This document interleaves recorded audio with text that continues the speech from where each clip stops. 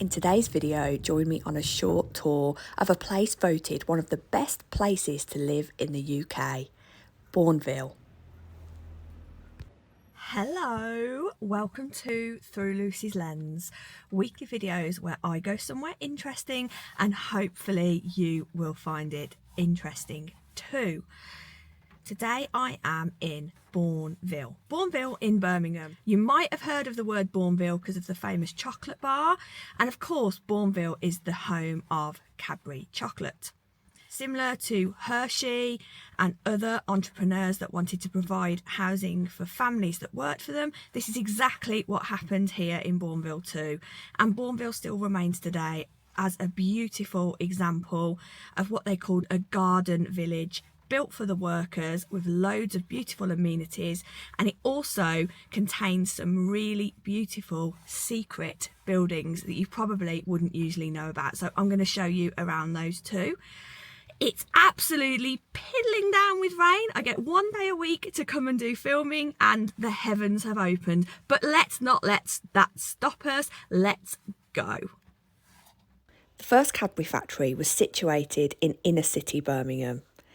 It was turned around from near bankruptcy by the sons of John Cadbury, George and Richard. The Cadburys were a Quaker family, and George was concerned about the poor and sanitary housing conditions his current workers were living in. A Royal Commissioner's report in the 1840s showed that nearly 1/4 of Birmingham's population of 220,000 lived in 2,000 undrained streets.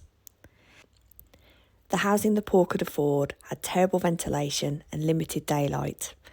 This resulted in a complete lack of washing and sanitary facilities, and the atmosphere was heavily polluted streets in a putrid state, reeking with the contents of water closets, waste and dead animals. George had a social vision far beyond his time, and with the help of his wife Elizabeth, they searched for a green and pleasant site to build not only their new factory, but a garden village for their workers to live. George wrote, "Why should an industrial area be squalid and depressing? Why should the industrial worker not enjoy country air and occupations?" In 1878, the perfect site was found. 14.5 acres of land between the villages of Sturchley, Kings Norton and Selly Oak in Birmingham. This green site was a sloping meadow with a trout stream. The stream was called the Bourne. There was one building, Bournebrook College. Bournville was born from the name of the brook, Bourne, and Ville to sound a bit fancy and French. Initially, 16 houses were built on the site for key workers, people like foremen and senior employees. These homes were mostly semi-detached and spaced out with ample garden for recreation. Within 10 years of the move to Bournville, the number of employees had risen from 230 to 1,200. By 1899, the number was 2,700 and had risen to 7,500 by 1919. More homes were built to house the workers and their families in this new garden village. For Bournville, George Cadbury chose a rectangular cottage-style home. Similar to countryside houses, they all had a garden. He then purchased 140 acres adjoining the factory in 1895. He bought these as a private individual and built 143 cottages. The first houses were built in straight rows with no more than 4 houses in a terrace, but this soon gave way to more interesting layouts. As you walk around the village, there are many different styles of houses, many of which still follow a uniform colour scheme, doors and window frames, because the rules to live in Bournville have not changed much since their original occupants moved in. In 1900, George Cadbury worked to preserve the future of Bournville Village by creating the Bournville Village Trust. They still manage the social housing in this area today. If you visit Bournville, you can still see the original factory in all its glory. The factory was built as a centrepiece to the workforce, giving a real emphasis on having a green environment. You can visit Cadbury World. There is an entry fee where you can get inside the factory and see where the chocolate is produced. But I chose just to walk around at my own pace. You can still see a lot of things. Isn't it lovely? I'm embarrassed to say I live within sniffing distance of this place. And talking of sniffing, just for a little bit of sensory, I can smell chocolate.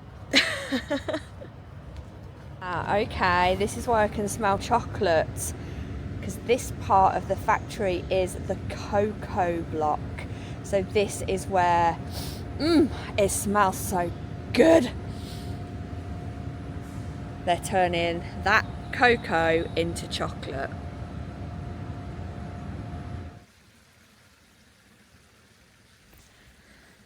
The Cadburys were really interested in the spiritual welfare of the people that worked in Cadbury and also that lived in the village, so they made sure there was lots of green space. They encouraged things like playing cricket on the green. The original pavilion still remains. There's also a bowls club. Even to this day, I think one of the nicest things about Bournville is there's a great community spirit here. Every year in June, there is a huge Bournville Village festival here where they still have the traditional maypole. It's really sweet, it's old-fashioned, and it's just a really lovely place to be. The centre of Bournville is Bournville Green. Bournville Green is a beautiful, well-kept space and a real heart of the village. There is some magnificent shops. Honestly, this place is really like stepping back in time, which you wouldn't expect in Birmingham. So do come if you've never been before. There's a butcher, a baker, a grocer.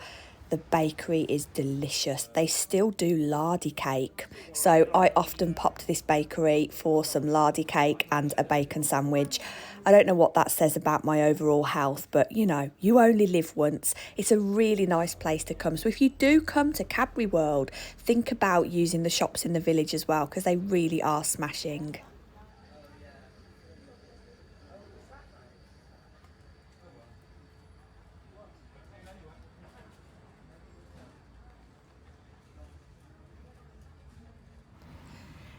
This building in the middle of Bournville Green is called the Rest House. It was gifted in a ceremony in May 1914 to Mr. and Mrs. Cadbury. It was a thank you from the Cadbury family for their devotion, for their building of the village.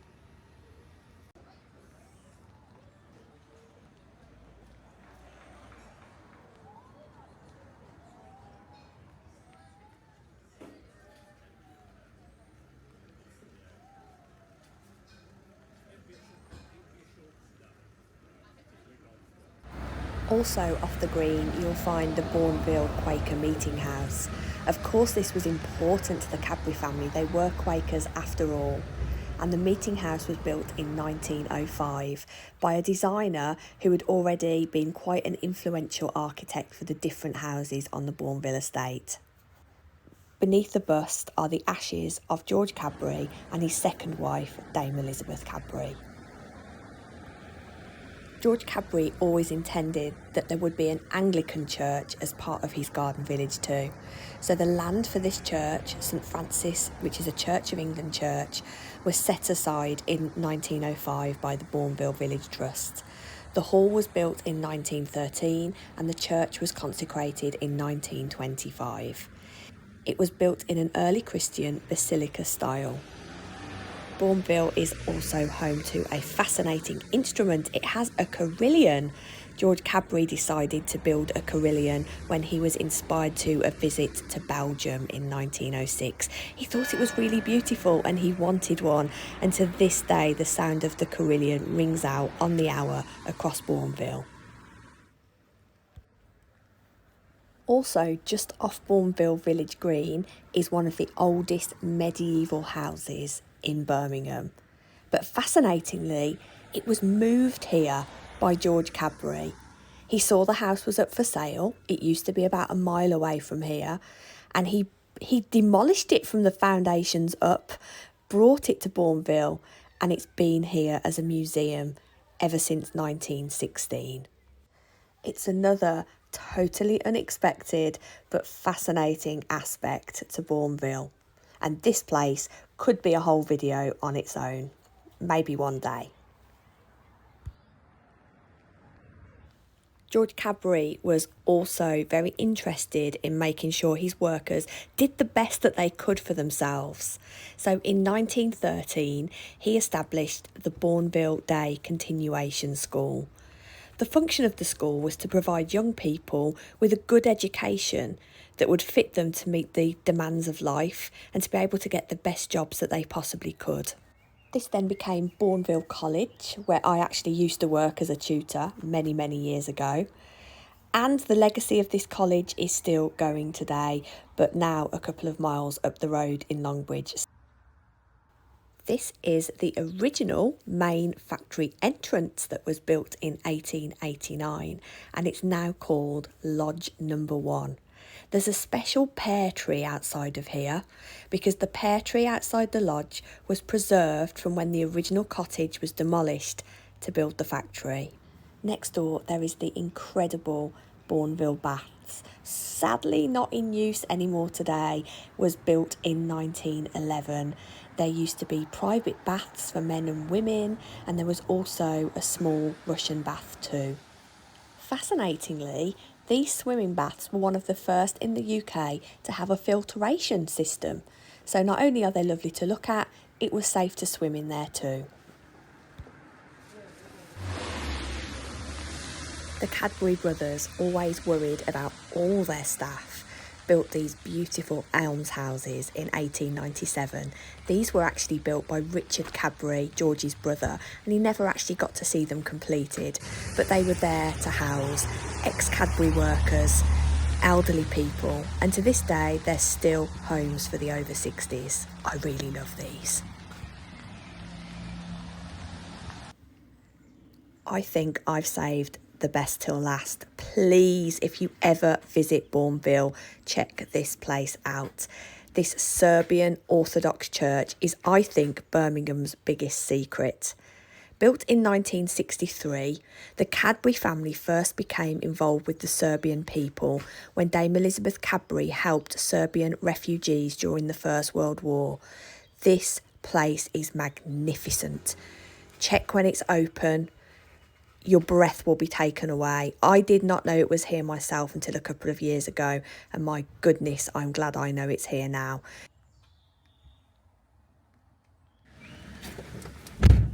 Oof. To coin the phrase, I am a drowned rat now. I hope you enjoy the video. I'll go home now and do all the research, and that is the best bit. So if you're ever coming to this area of the world, if you find yourself in Birmingham, come and check out Bournville. Of course, go and experience Cadbury World, which is kind of the big attraction here. It's quite expensive to get in, but if you do come and check out the village of Bournville as well. You can really get a sense of how it was created for a purpose, and it still has a really great purpose today, because I love coming and just strolling around here because it's so lovely. Anyway, until the next one, I appreciate you so much. If you can, please like and subscribe. It really does help me. Hoping to go further afield. I'm going to ramble. I have had so many emails of people from the USA, from Australia, from Spain, inviting me to come and see something in their country, and it's just blowing my mind. Like, we're not there yet, we're nowhere near there yet, but you never know, one day. Thank you so much to those people and to those that all support me, and your wonderful comments. I read every single one and reply. So yeah, until the next one, thank you very much. I hope you enjoyed this little tour of Bournville, and yeah, see you next week.